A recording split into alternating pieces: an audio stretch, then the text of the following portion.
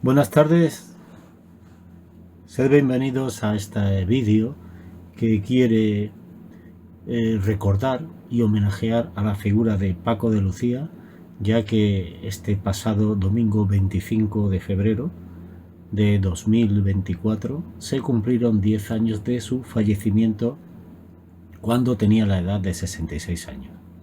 Se están celebrando por todo el mundo homenajes a Paco de Lucía en este aniversario. Hasta ahora el más importante se realizó el pasado miércoles 21 de febrero en el Carnegie Hall de Nueva York. Aquí podemos ver un plano del escenario del auditorio donde se puede ver pues toda la parte del plantel de músicos que actuaron en ese día. Aquí podemos ver una toma del patio de butacas y de los palcos, y se puede apreciar que realmente estaba totalmente lleno.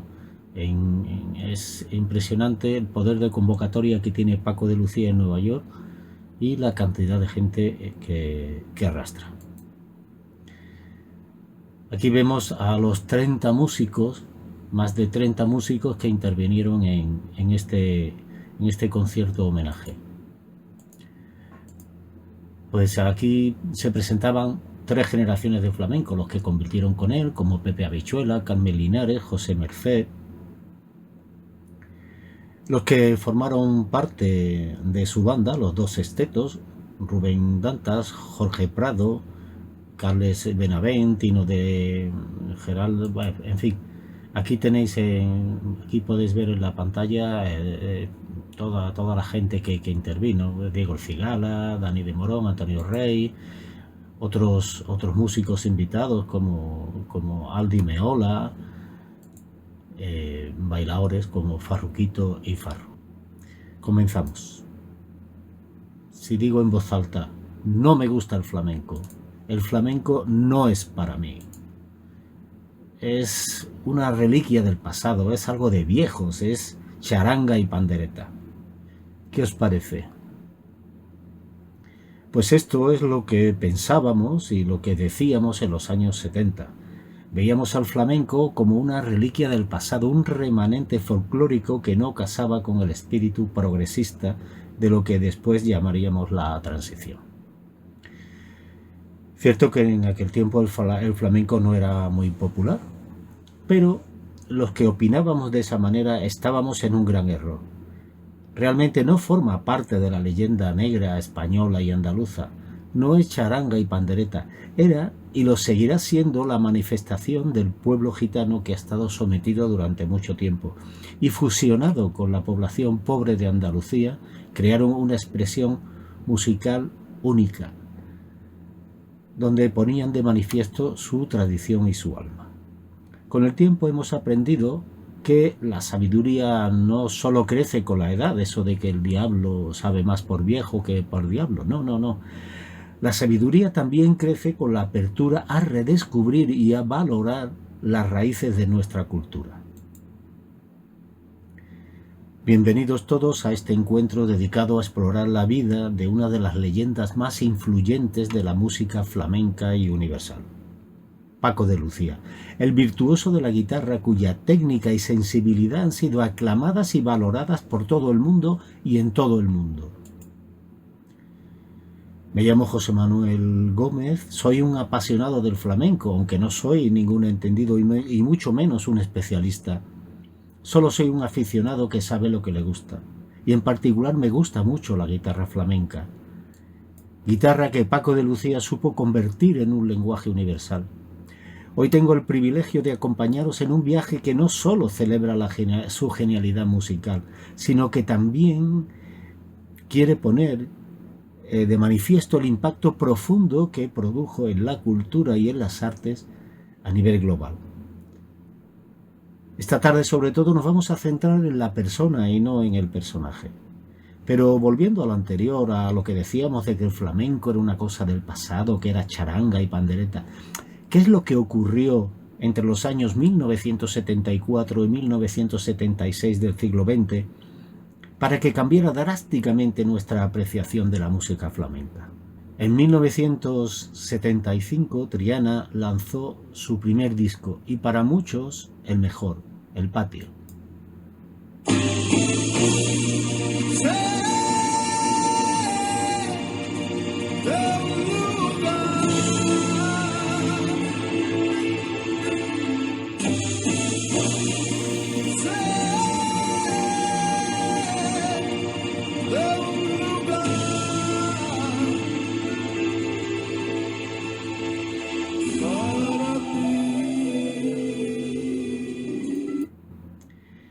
En 1975 también Lola y Manuel sacaron su primer disco, Nuevo Día.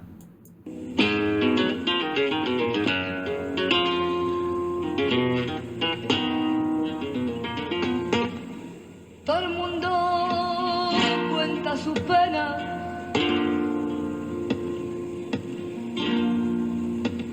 pidiendo la comprensión. Quien cuenta su alegría no comprende al que sufrió. Señor de los espacios infinitos. En el 76 Carlos Cano lanzó su primer disco, A Duras Penas.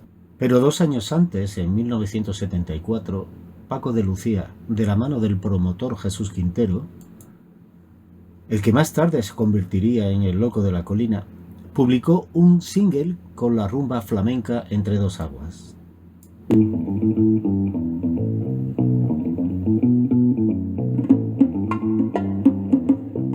Este tema formó parte del disco Fuente y Caudal de 1973, que pasó bastante desapercibido. Entre dos aguas fue un éxito extraordinario. Vendió más de 300.000 copias y estuvo 22 semanas en los primeros puestos de las listas de ventas. Y fue bailado en todas las discotecas, lo que convirtió esta canción en un éxito rotundo y mundial. En estos años hubo un periodo de verdadera revolución social y cultural en España. Estos artistas utilizaron el flamenco para hacer una música popular nueva, que no se había hecho hasta entonces. Conectaron con la gente joven, que descubrimos una forma musical no solo nueva, sino que además tenía nuestras raíces, logrando que el desprecio se transformara en apreciación y que la vergüenza se cambiara por orgullo. Y además lograron popularizar en el mejor sentido de la palabra el flamenco. Paco de Lucía, junto a otros artistas, desafiaron percepciones y purismos, uniendo generaciones en un renovado orgullo por esta expresión artística excepcional, el flamenco. Hoy reconocido por la UNESCO como Patrimonio Inmaterial de la Humanidad. Esta tarde vamos a descubrir juntos cómo Paco de Lucía no solo revitalizó el flamenco, sino que también inspiró a músicos de todos los géneros, dejando una huella indeleble en la música mundial. Su guitarra no solo producía notas, tejía historias, despertaba emociones y construía puentes entre almas. Os invito a sumergirnos en este universo de Paco de Lucía, cuya música sigue vibrando y tocando el espíritu de aquellos que la escuchan. Nos vamos a introducir ahora en la época que marcó profundamente su carácter y produjo al genio. Paco de Lucía, cuyo nombre real era Francisco Gustavo Sánchez Gómez, nació el 21 de diciembre de 1947, en Algeciras, provincia de Cádiz, en nuestra Andalucía, en el popular barrio de La Fuentenueva, y fue el menor de 5 hermanos. Su madre fue Lucía Gómez González, la portuguesa. Nació en 1910 en Castromarín, en Portugal, cerca de la desembocadura del Guadiana. La muerte de su padre dejó a su madre con 9 hijos. Lucía tuvo que trabajar desde bien joven. De niña tenía que recorrer 8 kilómetros para ir a una fábrica de conservas en la que empezó a trabajar. Con 13 años emigró a España con su hermana mayor y tras varios destinos en Andalucía llegó a Algeciras. Allí conoció a Antonio Sánchez Pecino, con el que se casó teniendo ella 24 años y 26 él. Paco decía que su madre era más andaluza que su padre. Siempre estaba de buen humor, gastando bromas y con una sonrisa en los labios. Murió en 1997. Un año después, Paco publicó un disco homenaje, Lucía, que grabó mientras su madre estaba en el hospital. A pesar de que Paco tenía muchísima vergüenza de cantar, en este disco hizo un esfuerzo especial y grabó una rondeña, cantada por él mismo, en honor a su madre y a su estimado y querido compañero Camarón de la Isla. Su padre fue Antonio Sánchez Pecino. Nació en 1908. El padre de Antonio, el abuelo de Paco, fue Ramón Villahermosa. Era pintor y, siendo sus hijos bastante pequeños, Ramón se fugó a Marruecos. Abandonó a su mujer, que murió cuando Antonio tenía 8 años. Al quedarse huérfanos, los hermanos tuvieron que repartirse por los distintos familiares. A Antonio le tocó un pariente lejano que lo puso a trabajar en el campo. Prácticamente lo abandonó en medio de la nada, en un chozo, que es una cabaña de ramas y paja para guardar los aperos de labranza junto al sembrado. No le daban de comer, con lo que Antonio tuvo que buscarse la vida para no morir de hambre. Afortunadamente, mientras su familia no se había deshecho todavía, tuvo la fortuna de poder ir al colegio de los maristas, donde aprendió a leer y escribir y nociones de aritmética, lo que antaño se decían las 4 reglas. Esto le valió para poder hacer trabajos mejores que los del campo, básicamente a la venta, que fue a lo que dedicó toda su vida. Estas durísimas experiencias explican el carácter severo y el espíritu de lucha y de superación que tenía y que inculcó en sus hijos, especialmente en Paco. Antonio fue muy conocido en su pueblo. Era un guitarrista aficionado y autodidacta que había aprendido de la mano de Manuel Fernández, el Titi de Marchena, que fue primo hermano del guitarrista Melchor de Marchena, famoso en la época. Por las noches Antonio trabajaba en tablaos y en fiestas de la localidad, con el nombre de Antonio de Algeciras.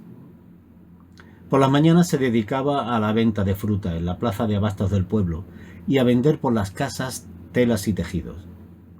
Los que le conocieron decían de él que era riguroso, exigente, meticuloso, inflexible, firme y bastante ambicioso. Todo ello actitudes necesarias para salir de la penosa situación económica y social que tuvo de pequeño y que continuó de mayor, tanto él como su familia. Con el tiempo la familia se estableció en Madrid. Ramón, Pepe y Paco ya se dedicaban profesionalmente al flamenco. Ramón y Paco a la guitarra, Pepe al cante. Sus otros 2 hijos, Carmen y Antonio, también estudiaron cante y guitarra, aunque no acabaron dedicándose a ello. Como anécdota que pone de manifiesto la situación de la mujer en la época, Carmen, la hermana, cantaba muy bien. Tanto que Juanito Valderrama, cantaor muy popular en la época y que actuaba por los teatros con una compañía muy importante, quiso contratarla precisamente para su compañía. Pero la chica ya tenía novio. Cuando éste se enteró de la propuesta del cantaor, le dijo a Carmen: «Si me entero de que actúas en público aunque sea una sola vez, te dejo y rompemos el compromiso». En fin, cosas de la época. Don Antonio, que era como ya se conocía Antonio Sánchez, era el representante de sus hijos y de varios artistas más. Además de manager, componía canciones, escribía letras y producía discos. La familia Sánchez había progresado y mejorado. Eran los años 1965 y 1966. Precisamente en 1967, Paco de Lucía, tras haber viajado por varios países europeos con el Festival Flamenco Gitano, grabó su primer disco en solitario, La fabulosa guitarra de Paco de Lucía. Antonio Sánchez Pecino murió en 1994 con la satisfacción de haber cumplido su plan de hacer de sus hijos figuras del flamenco. Pero volvamos unos años antes. A medida que Paco crecía, su reputación como niño prodigio comenzó a extenderse más allá de Algeciras. A los 11 años ya realizaba giras por pueblos y ciudades cercanas, y a los 14 grabó su primer disco. Participaba en concursos de artistas infantiles, en los que conseguía algún juguete y sobre todo cierto prestigio como niño prodigio. Pero con esto no se comía. Tenían que buscar algo más sustancioso. Por eso actuaba con su hermano Pepe, que era el que cantaba, y además era el más conocido. En la época los guitarristas no tenían mucha relevancia, eran acompañantes de los cantaores. Prácticamente mera comparsa, hasta que llegó Paco de Lucía y lo cambió todo. Formaron, Paco y Pepe, Los Chiquitos de Algeciras. Grabaron en 1961 con la compañía Xpavox tres EPs. Para los más jóvenes, decir que EPs son las abreviaturas de Extended Play, que traducido al español podría ser como reproducción extendida. La duración de un EP, que es un disco de vinilo, por si no lo había dicho antes, es más larga que un single, que normalmente tenía 2 canciones, la cara A y la cara B. Y, por supuesto, más corta que un LP o álbum. Escuchemos a los hermanos en un vídeo de la época.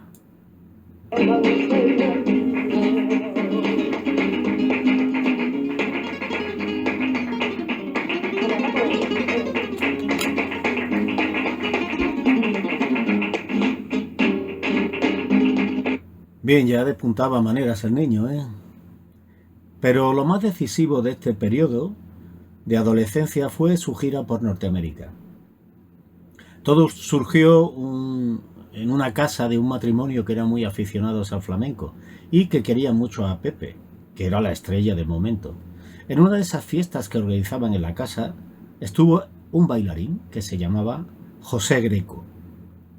Escuchemos cómo contaba esta historia Paco en una entrevista para la televisión argentina en Buenos Aires, allá por el 1988. Cantadores, yo empecé muy jovencito, con 12 años. ¿Eso, ¿A 12 años qué? Como ¿Qué hacía con profesional. 12 años? Pues me fui a Estados Unidos con un ballet, el ballet de José Greco, yo tocaba para bailar. ¿A los 12 años? ¿Quién iba ahí? ¿Un tutor iba contigo? No, iba otro hermano, Pepe, con 14.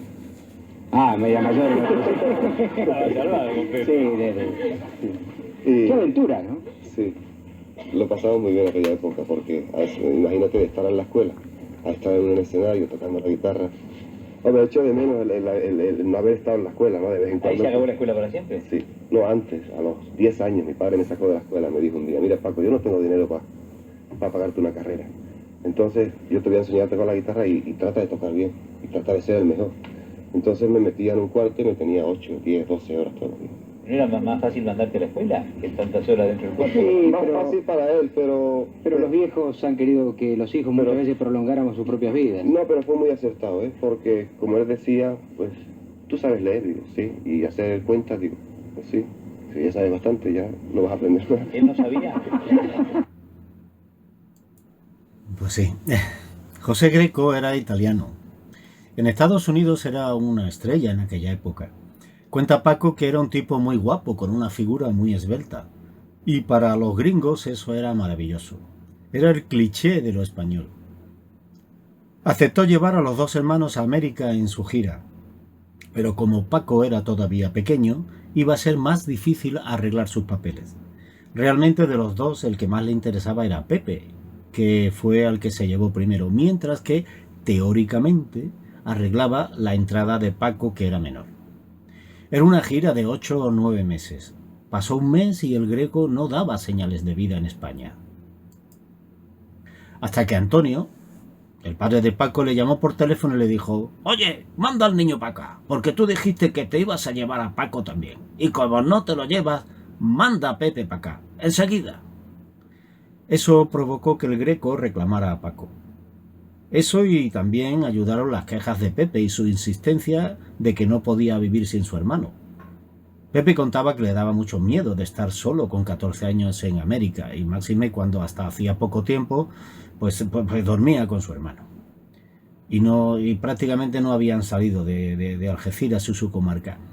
Bueno, gemía diciendo, quiero que venga Paco, quiero que venga Paco, quiero que venga Paco. Al final el Greco, que ya estaba harto, y a pesar de tener dos guitarristas, Manolo Barón y Ricardo Modrego, cedió y mandó venir a Paco. Cuando Pepe tenía algún problema callejero, tanto en Algeciras como en América, Paco siempre iba a defenderlo. Era más fuerte y decidido en las peleas, aunque tenía 2 años menos. Los hermanos se enfadaban continuamente y estaban peleándose todo el día, porque Pepe muchas veces se gastaba el sueldo en chucherías o en las máquinas, el sueldo de los dos. Sus compañeros le llamaban los gladiadores, porque estaban siempre luchando. Pero a pesar de sus continuas discusiones, no podían vivir el uno sin el otro. Eran dos niños muy inquietos. En esos tiempos fueron siempre recordados por los dos hermanos como uno de los mejores de su vida. Paco, de mayor, decía: ¿qué más quisiera yo tener la mitad de esa felicidad y de las ganas de vivir y de la ilusión que yo tenía cuando era un niño? En Nueva York, Paco conoció a Agustín Castellón Sabicas. Estaba considerado Sabicas como uno de los mejores guitarristas de la época, prácticamente el mejor. Solo le sobresalió Paco de Lucía, aunque Sabicas nunca reconoció que el que consideraba su discípulo lo había superado. Sabicas había ido con Carmen Amaya de gira por América, cuando se produjo el golpe militar que desató la guerra civil en España. En edad militar y con gran temor de participar en combates, Sabicas se tuvo que quedar en Nueva York, donde estableció su domicilio. Aunque tenía mucha añoranza de España y no se perdía una oportunidad de visitar a los artistas españoles que iban por allí. Le presentaron a Paco, que tocó para él, y se quedó muy impresionado y encantado de aquel muchacho que tocaba tan bien. A partir de ahí se estableció una afinidad que duró en el tiempo. Cuenta Paco que Sabicas se dio cuenta de la influencia que tenía Niño Ricardo sobre él. Niño Ricardo fue un gran guitarrista de la época de la infancia y la juventud de Paco, y además era amigo de la familia. Y Paco estaba bastante influenciado por él.